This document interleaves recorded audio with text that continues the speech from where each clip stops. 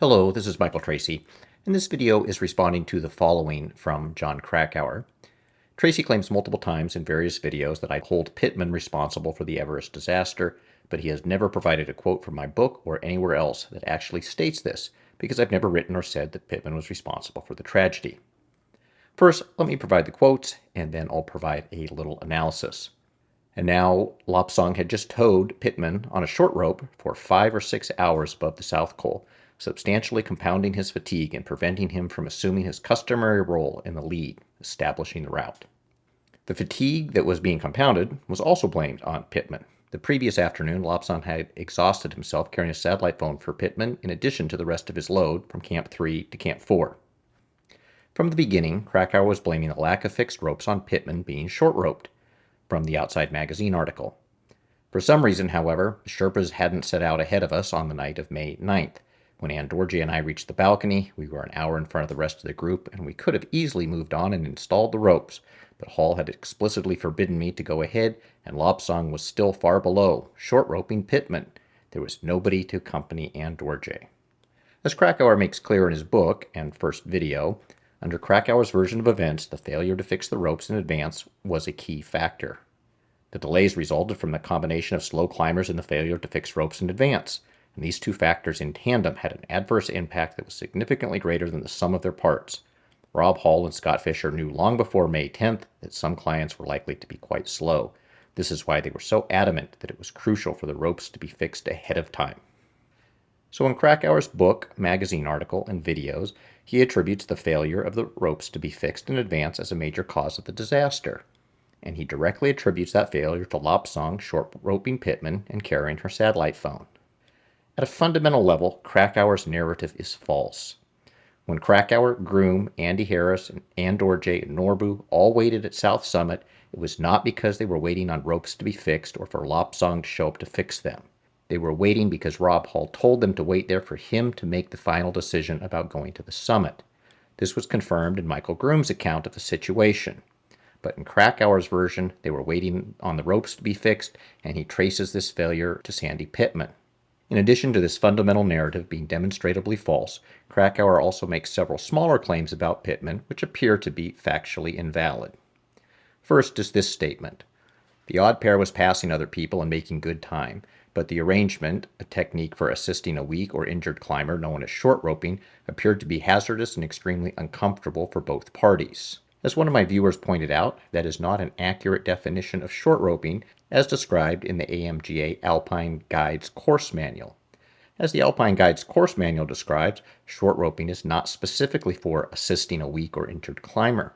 Instead, it is a technique used by guides to lead clients through exposed terrain safely and efficiently.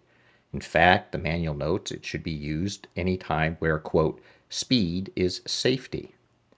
Thus, Krakauer misled his readers about what the short roping technique actually is. Given that Krakauer is an experienced climber, readers would likely accept his version, and most would not be familiar with the far more authoritative source saying it also had completely different purposes. Returning to the book, we look at this description, which has Lobsang, quote, hauling his partner up the slope like a horse pulling a plow. Now, Krakauer reported Pittman was 5'11", and though the 2015 CrossFit Games in which she competed listed her at 5'9", in either case, Pittman was not petite. She was wearing heavy high-altitude boots and carrying at least 14 pounds of oxygen equipment. There were fixed ropes in that area, and with such a steep slope, Lobsang would need far more than 3 feet of space simply to avoid putting a crampon in Pittman's face. It is not believable that anyone could haul a climber up that slope. At that point in Krakauer's narrative, it is 3:45 a.m., and they are well into the steep part of the area below the balcony. And there are fixed ropes in that area from the Montenegrins. This would have had Lobsang hauling Pittman up an extremely steep slope for hours on end while not using any supplemental oxygen himself. This is simply too difficult to believe. In addition, Krakauer repeats the horse and plow metaphor in an interview. I mean, the difference between life and death came down to minutes. The ropes weren't fixed. There had to be an explanation. In fact, there was. Instead of fixing ropes, Fisher's Sherpa, Lobsang, had quietly taken on a different mission. The first time I saw Lobsang, he's got someone in tow on a 4-foot stretch of rope in a yellow down suit, hauling him like a horse pulling a plow. Given his repeated use of the horse and plow, it is clear this is not objective reporting. Krakauer's version has Pittman being short roped up the mountain for between 5 to 6 hours. Pittman's version has it being between 1 and 1.5 hours. By looking at the terrain in that area, there's a clear, low slope area that would take about 1 to 1.5 hours for Pittman to cross. Above that section, the slope increases significantly, and that is the start of the fixed ropes that the Montenegrins put in the day before. Pittman's version of 60 to 90 minutes corresponds to the fairly easy terrain just above South Col, where such a short roping technique could be employed. Based on all the available evidence, Sandy Pittman's version is more believable. It has Lopsong short roping her for 60 to 90 minutes. The terrain was not particularly steep, but was tricky because of the hard ice. Pittman then unclips from Lopsong at the base of the Montenegrin fixed ropes and ascends the fixed ropes like any other climber. The steepness of that terrain makes the horse and plow situation described by Krakauer unbelievable. I will also address Krakauer's claim that the 5 to 6 hour timeline was confirmed by Lopsong allegedly in a taped interview. Lopsong is Krakauer's go-to source for confirming suspicious information, as I'll look at in the upcoming video about Maclo Gao's summit time. Lopsong was not a native English speaker, and from the transcripts made public in the climb, he frequently says one thing and then will later go back and clarify or correct it. For people who have read The Demon-Haunted World, they are well familiar with the problems of false confessions that Carl Sagan described. A skilled interviewer can get a naive interviewee to agree to just about anything. Krakauer has not made his interviews nor transcripts of them public, unlike the Pittman tapes made public in the climb. Thus, when Krakauer claims Lopsong says something on tape, it is of no value to determine what actually happened without being able to see if Lopsong came back 2 minutes later and corrected it, or provided a different version of those same events elsewhere. If Krakauer ever does release transcripts of his full interviews, I will of course update my theories to encompass any new facts revealed. But the whole, trust me, this is what they said, doesn't work. There's also Krakauer's obsession with Pittman and the short roping incident. Let's look at how other authors treat it. Bukrev gives the short roping incident the 10 seconds it deserves. Lena Gammelgard does not mention it. Michael Groom does not mention it. Lukashevsky does not mention it. In fact, the word Pittman does not appear in his book. Sandy does. That is his wife. Beck Weathers does not mention the short roping incident. The word Pittman appears just 5 times in Left for Dead. Of Pittman, Beck Weathers noted, but Sandy, who was generally a good sport and an able expedition member, also had a bottled Jack Daniels, which she would not share with me, no matter how long I stood outside her tent with my little tin cup.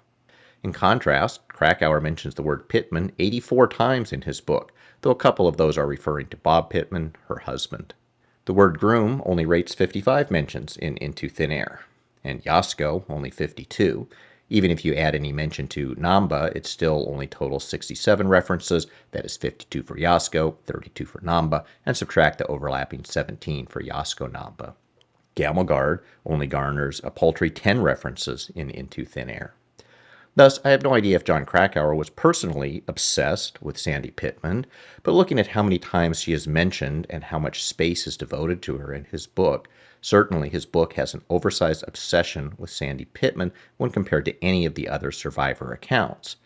And Pittman was not even on Krakauer's team. Reading Krakauer's 2-page introduction to Pittman, one notices that Krakauer refers to her as a millionaire socialite coombe climber. An interesting turn of phrase. Was Beck Weathers a pathologist coombe climber? Nope. Or was Lukashevsky an attorney coombe climber? Nope. The whole use of Latin to describe people is limited to women in Krakauer's book, with Karen Dickinson being Scott Fisher's business partner, coombe office manager. Getting back to what Krakauer misstated about Pittman. We also have another apparent fabrication by Krakauer relating to Pittman. Sandy Pittman appeared over the final rise about 2:10, slightly ahead of Charlotte Fox, Lopsang Jongbu, Tim Madsen, and Lena Gammelgard.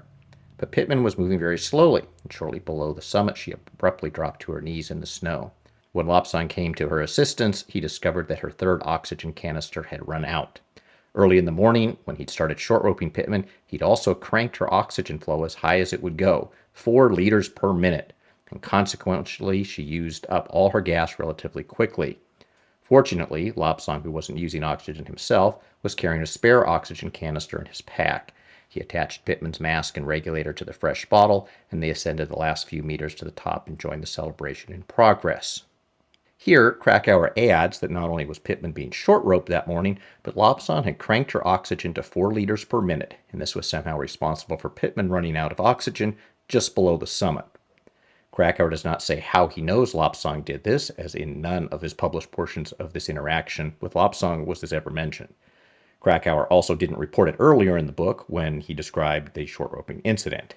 Had Lobsang turned up the oxygen to 4 liters per minute, Pittman would have run out of her first bottle in just 3 hours. And even if the rate was then decreased to 2 liters per minute, her second bottle would have expired at 9 a.m., leaving her to climb 2 hours and 30 minutes. It would take her from that location to the south summit, all without oxygen. This is not believable. The Mountain Madness clients received their third bottles at South Summit. Had Pittman been running at 4 liters per minute for any significant amount of time prior to that, she would have run out of oxygen well prior to South Summit. Krakauer's version appears to be another mistake about where certain events took place. Based on the fact that Pittman received her third bottle at South Summit and was reported to have run out of oxygen just below the summit, a likely explanation for the events is that Pittman was climbing on 4 liters per minute above South Summit.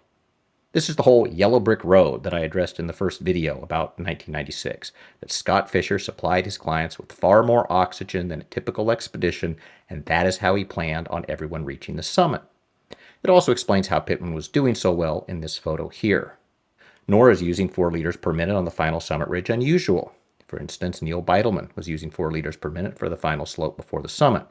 That information was reported in the climb and is missing from Into Thin Air. Likely, Krakauer will issue yet another correction, stating that he was mistaken when he said she was on 4 liters per minute out of high camp and that the oxygen was not turned up until later after South Summit. Likely, he will also explain this was just an inadvertent error. But one must wonder why Krakauer can only spot his numerous inadvertent errors when I highlight them. Krakauer was well aware that I was analyzing the errors in his book. Rather than proactively reading the roughly 100 pages that make up the summit climb and correcting those errors on his own, he chose to spend the time insulting me. If Krakauer were serious about the integrity of his book, he would have spotted such problems on his own and not wait for me to point them out. Similarly, we have the following discrepancies between what Krakauer wrote in Into Thin Air, which clearly came from Beitelman, and what Beitelman said in the taped interview on May 15th. This is referring to the situation on the descent just below South Summit, and this is right after Charlotte Fox had given Pittman the shot of Dex. Neil: I turned the oxygen bottle up to 3 or 3.5 on Sandy because I wanted her to liven up pretty good. And then this is how it is reported in Thin Air. Extremely concerned, Beitelman ordered Gamelgard to exchange her full oxygen canister with Pittman's nearly empty one and made sure her regulator was turned to full flow, and then grabbed the semi-comatose Pittman by her harness and started dragging her down the steep snow slope of the southeast ridge. Full flow is 4 liters per minute, and that is not what Beitelman is recorded on the tape transcript as saying.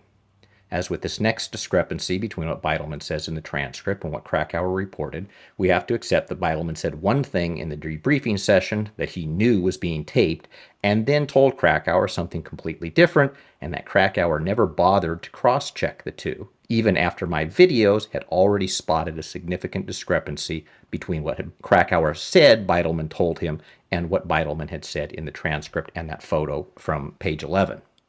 Now, while 3 or 3.5 liters compared to 4 liters per minute may not seem like a big deal, it fits the overall pattern of Krakauer ignoring statements in a taped interview while telling us to trust him. That is what his private interviews say. There is also shading the narrative. Krakauer writes, Pittman's nearly empty bottle, but Beitelman reported it was, quote, maybe 10 megapascals. A full bottle, according to the manufacturer, is 1.1 kilograms of oxygen. In a 3-liter bottle, as used on that expedition, that is about 28 megapascals at standard temperature. Adjusting to minus 10 Celsius, a full bottle would be 25 megapascals. Thus, although the regulator gauges are not entirely accurate, Pittman had a little more than a third of a bottle. The statement that it was, quote, nearly empty is not supported by any statement made by anyone, nor would anyone think that a bottle more than 1/3 full was, quote, nearly empty. We can cross-check and confirm this with Gamelgard's account. Gamelgard received Pittman's supposedly nearly empty bottle just below South Summit. Gamelgard then reports it is, quote, a few hours to get down to the balcony, and then shortly after that, Gamelgard runs out of oxygen just above the fixed ropes. Although Gamelgard's times are a little bit vague, this would indicate that the nearly empty bottle lasted Gamelgard approximately 2 hours, and was indeed 1/3 full, as the full bottle lasts about 6 hours. Thus, for multiple points of confirmation, Krakauer's characterization of the bottle as nearly empty is not accurate. And in this next example, Krakauer has admitted that he got key information about Pittman wrong. In response to the video pointing out that Pittman was not being dragged down from the summit, Krakauer acknowledged, "Tracy is right. I should have been able to figure out from Beitelman's photo that he was mistaken when he told me the events described in the excerpt above occurred above the Hillary step instead of below the Hillary step where they actually occurred. I will correct this error in all future editions of Into Thin Air." Krakauer goes on to say, "But my mistake, which was inadvertent and made in good faith, does not justify the disingenuous claim Tracy makes several minutes later in the video when he falsely claims that my failure to correct Beitelman's error was deliberate. Tracy ends his video by claiming any reasonable person would know that what Beitelman told me was incorrect, but I tried to pass it off as the truth in order to invent a nefarious narrative which he alleges was something I did repeatedly throughout my book." So essentially, Krakauer blames Beitelman for providing the incorrect information about where Beitelman started dragging Pittman down the mountain. The problem is that photo I analyzed is not the only reason Krakauer should have known the account was not correct. Krakauer claims to have interviewed both Charlotte Fox and Tim Madsen, who were with Beitelman on the descent. Well, we have no idea what was asked in those interviews. Either Krakauer didn't cross-check and confirm that information, or he did. It is too difficult to believe that Fox, Madsen, and Beitelman all got a major portion of the story wrong, and Krakauer does not claim they did. He tells us nothing about what was cross-checked. We simply have to take his word for it that this mistake was inadvertent. But if inadvertent, it means that the interview of Fox and Madsen didn't cover key information. The transcript of Neil Beitelman describing the descent from the summit also appears in The Climb. That is the transcript of the Mountain Madness group debriefing tapes.